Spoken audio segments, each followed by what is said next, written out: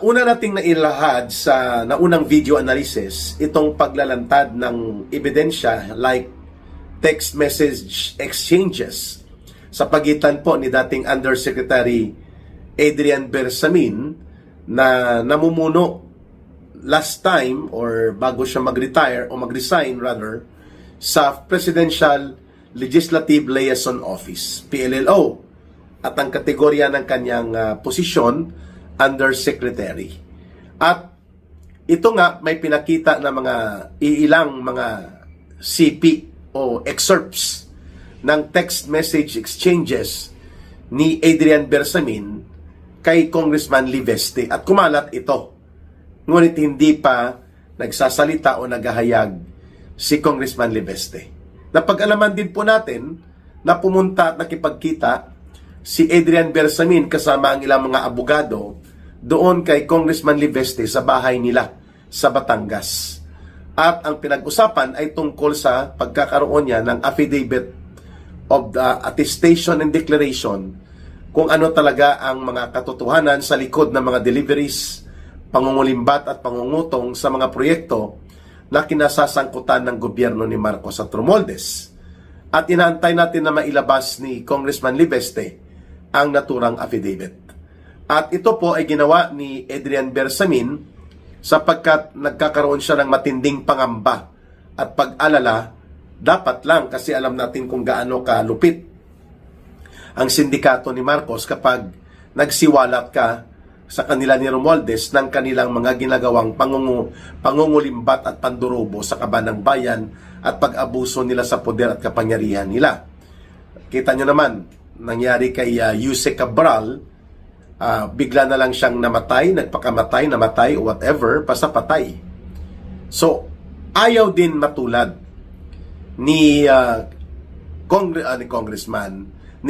Adrian Bersamin na magkakaroon siya ng kahalintulad na kasasapitan kung hindi siya maghahanda ng kanyang mga pagbubunyag. At isa sa nakita niya na pwede niyang lapitan itong si Congressman Leandro Liveste. Dahil malakas ang loob at walang interes na pagkakapirahan niya ang kanyang expose at sincero, no, buo ang loob niya na magpahayag ng katotohanan hinggil sa malawak at malubha at organisadong sindikato ng pangungulimbat at pangungurakot na nangyayari at nangyari na sa administrasyon nila Marcos at Romualdez.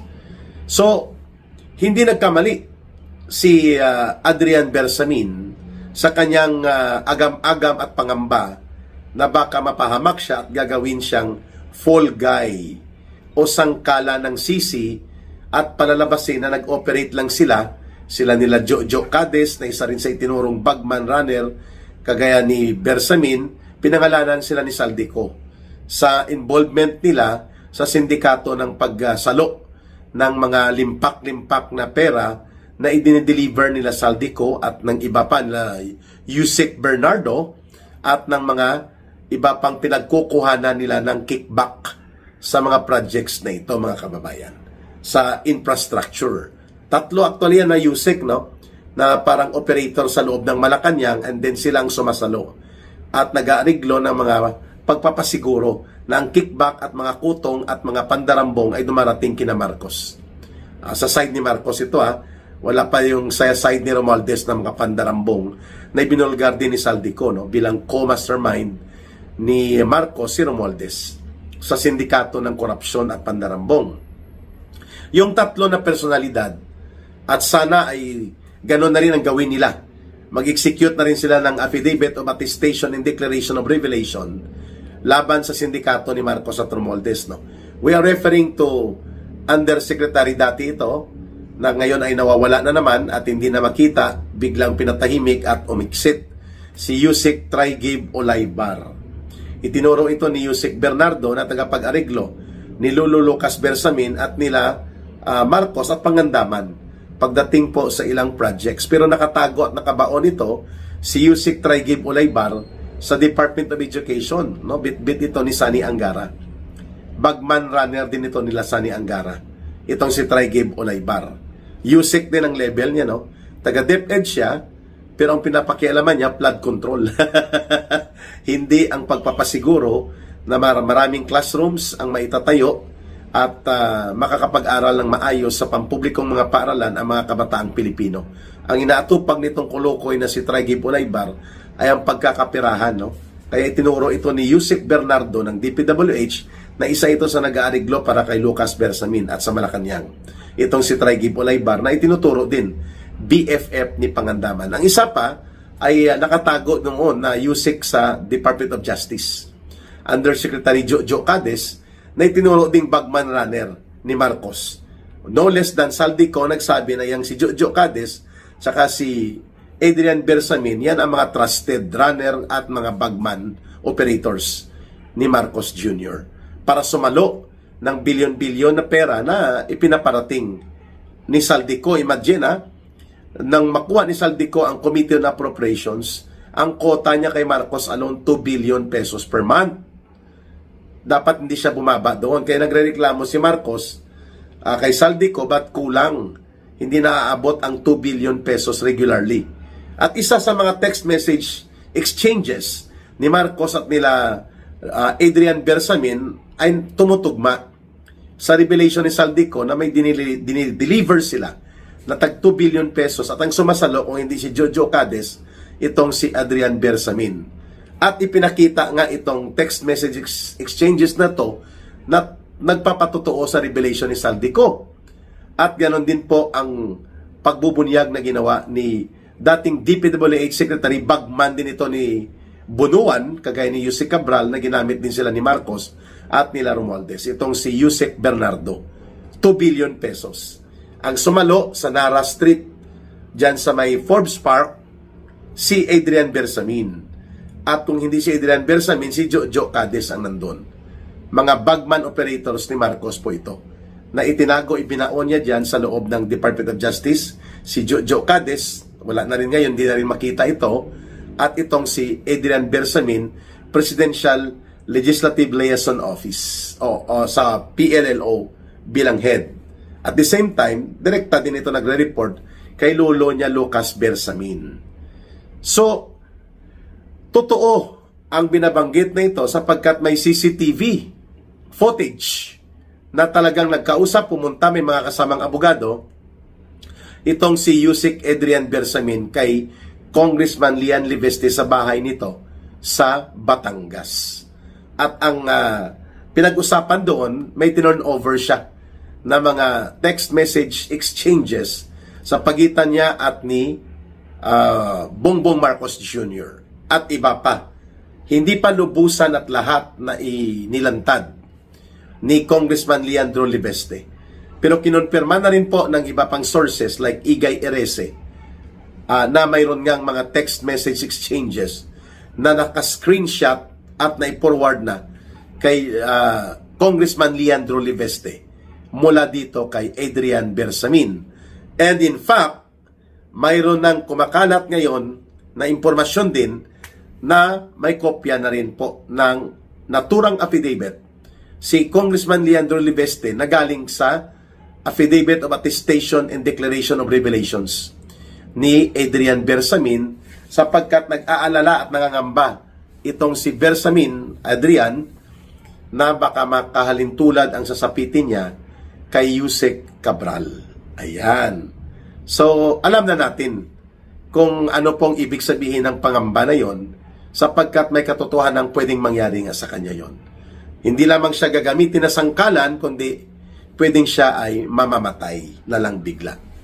Iyan din po ang dahilan kung bakit si Yusek Bernardo at sila Alcantara at sila Bryce Hernandez ay mas piniling nilang makulong na lang o kaya magpailalim sa witness protection kaysa naman katayin sila ng sindikato ni Marcos at Romualdez. So, sino pa ang mga nag-execute ng affidavit? Mukhang si Lucas Bersamin ay mayroon na rin ito. Kung gano'n ang ginawa ng kanyang apo, hindi naman pwedeng hindi lang konsulta ito kay Lucas Bersamin, itong si Adrian Bersamin, no? Di po ba?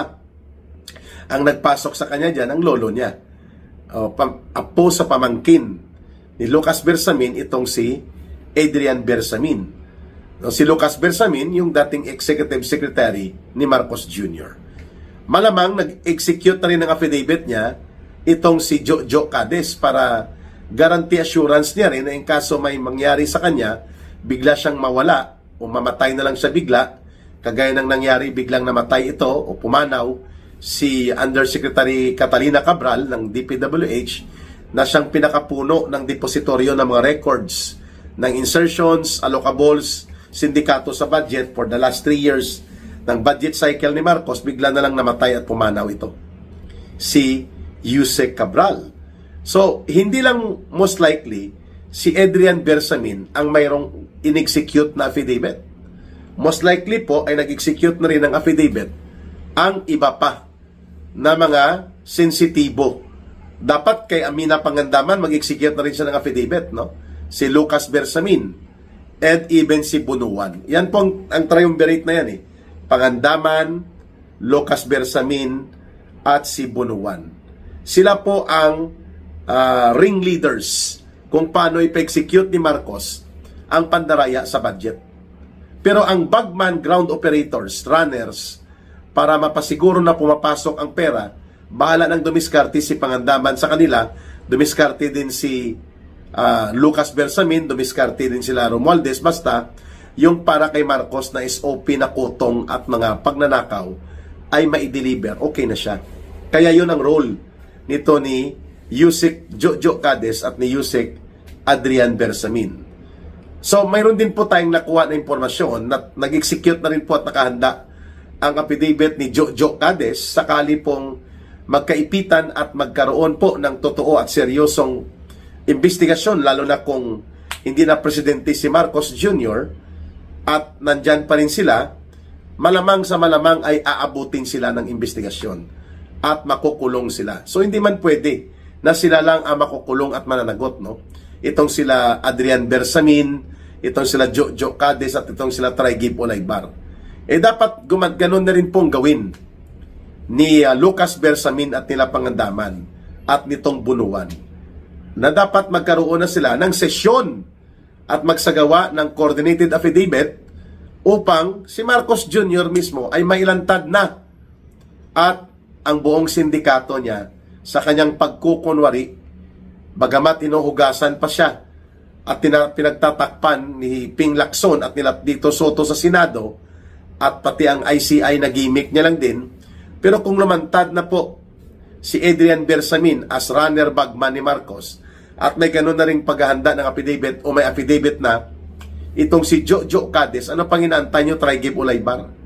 Ano pang inaantay nyo, Amina Pangandaman at Lucas Bersamin at Bunuan?